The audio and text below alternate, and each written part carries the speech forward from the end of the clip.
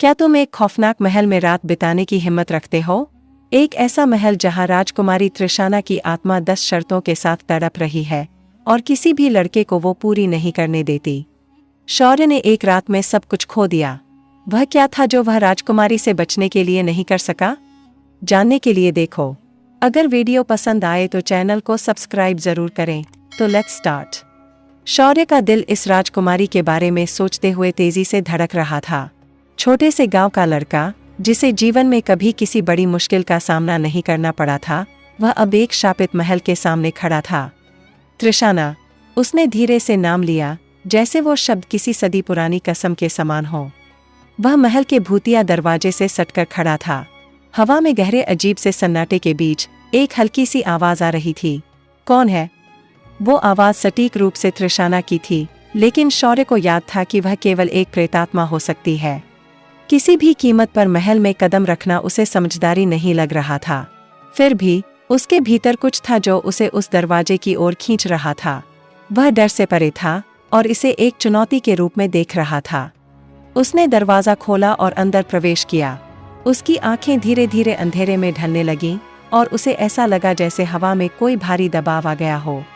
महल का पहला कक्ष एक पुरानी खंडहर जैसी जगह थी। दीवारों पर खून के धब्बे और जमीन पर लकीरें दिखाई दे रही थीं। शौर्य की आंखें हर दिशा में देख रही थीं, जैसे वह कोई संकेत ढूंढने की कोशिश कर रहा हो। तभी अचानक वह आवाज आई फिर से, आओ शौर्य, तुम आ गए हो। यह आवाज न कोई इंसान की थी, न ही किसी भूत की। यह एक गहरी, कराहती हुई आवाज थी जो शौर्य के रोंगटे खड़े कर गई। तुम कौन हो? शौर्य ने आहिस्ता से पूछा, दिल में डर की एक हल्की लहर महसूस करते हुए। मैं त्रिशाना हूँ, आवाज ने जवाब दिया, और तुम जो दरवाजे तक पहुंच चुके हो वह पहला कदम है। शौर्य अब समझ चुका था कि यह जगह सामान्य नहीं थी। इस महल की दीवारों में एक रहस्य था जो शौर्य से खेल रहा था। उसने अपनी मानसिक स्थिति को मजबूत किया और अगले कमरे की ओर बढ़ने लगा। तभी एक घनी छाया उसकी ओर बढ़ी और उसके कानों में एक और डरावनी आवाज गूंजी, तुमसे यह सवाल पूछने का समय आ गया है। तुम मेरी शर्तें पूरी कर सकोगे या तुम भी महल की दीवारों में तब्दील हो जाओगे? यह सुनते ही शौर्य के दिल की धड़कन तेज हो गई। उसे समझ में आ चुका था कि वह केवल एक शर्त के लिए आया था, लेकिन वह अब इसके गहरे रहस्यों में फंस चुका था। शौर्य को उस पल का सामना करना पड़ा जब महल की दीवारों में से एक पूरी मानव छाया उभरी। यह छाया त्रिशाना की थी, लेकिन वह सिर्फ उसकी शक्ल नहीं थी, वह उसकी खुद की आत्मा थी जो उसे लगातार चैलेंज कर रही थी। तुम क्या समझते हो? तुम मुझे पहचान सकते हो? क्या तुमने कभी खुद को पहचानने की कोशिश की है? शौर्य का दिल कांप रहा था और उसने जवाब दिया, मैं पहचानता हूँ, तुम त्रिशाना हो। लेकिन जैसे ही उसने यह कहा, वह छाया एक मुस्कान के साथ हंसी। अच्छा, लेकिन क्या तुम जानते हो कि कौन से रंग में मेरी आत्मा छुपी हुई है? क्या तुम मेरी शर्तें पूरी कर पाओगे? शौर्य ने धीरे धीरे अपने मन को शांत किया। अब उसके सामने केवल 2 रास्ते थे। एक, वह महल छोड़कर भाग सकता था। 2, या फिर वह इस खौफनाक खेल को स्वीकार करके त्रिशाना की शर्तों को हल करने की कोशिश कर सकता था। लेकिन हर शर्त पूरी करना इतना आसान नहीं था। वह अपनी इज्जत और अपने जीवन को बचाने के लिए इन सवालों का जवाब ढूंढने की कोशिश करेगा।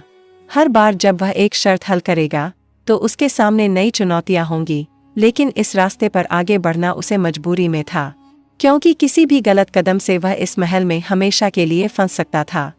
क्या शौर्य त्रिशाना की शर्तों को हल कर पाएगा? क्या वह अपने भीतर के डर को पार कर सकेगा? और क्या वह अपनी जान बचा पाएगा, या वह महल में फंसकर त्रिशाना के शाप का शिकार हो जाएगा?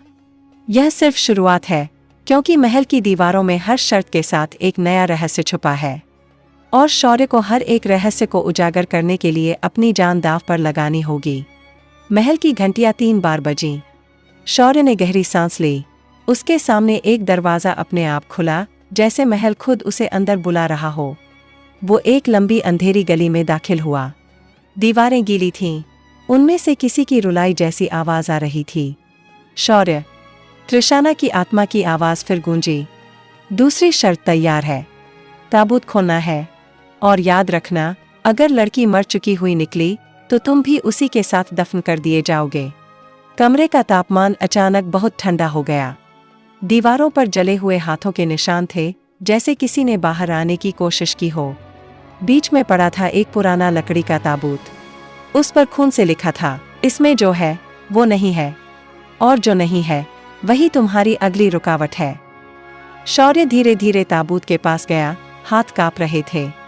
जैसे ही उसने ढक्कन खोला, ताबूत के अंदर एक लड़की पड़ी थी। उसकी आंखें खुली थीं, चेहरा जला हुआ जैसे तेजाब से मिटा दिया गया हो, लेकिन शरीर में हरकत थी। वो अचानक बोल पड़ी, मैं कौन हूँ? शौर्य डर से पीछे हट गया। लड़की की आवाज गूंज रही थी, मेरा नाम बताओ, वरना मैं तुम्हारा नाम ले लूंगी और ताबूत तुम्हारा होगा। त्रिशाना की आवाज फिर सुनाई दी, ये आत्मा किसी ज़माने में मेरी सबसे बड़ी दुश्मन थी।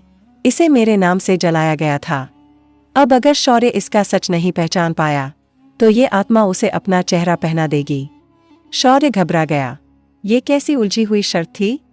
वो लड़की बोल रही थी, मेरे पास चेहरा नहीं है, मैं अपना नाम भूल गई हूँ, लेकिन मैं एक राजकुमारी थी।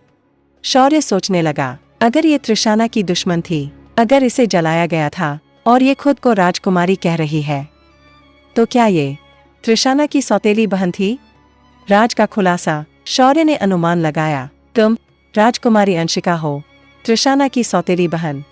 लड़की की आंखों से आंसू बहने लगे। हाँ हाँ, यही मेरा नाम था। उन्होंने मेरा नाम जला दिया था, त्रिशाना की माँ ने, क्योंकि राजा ने मुझे वारिस बना दिया था। शौर्य सहम गया। अंशिका अब मुस्कराई, तुमने मेरा नाम याद दिलाया, इसलिए मैं तुम्हें जाने दूंगी, लेकिन ध्यान रखना, त्रिशाना जो दिखती है वो है नहीं। वो जो चाहती है वो सिर्फ एक बंधन है, और तुम उसमें फंस चुके हो। अंशिका की आत्मा जैसे ही हवा में घुली, कमरे की दीवारें हिलने लगीं, ताबूत खुद जलने लगा।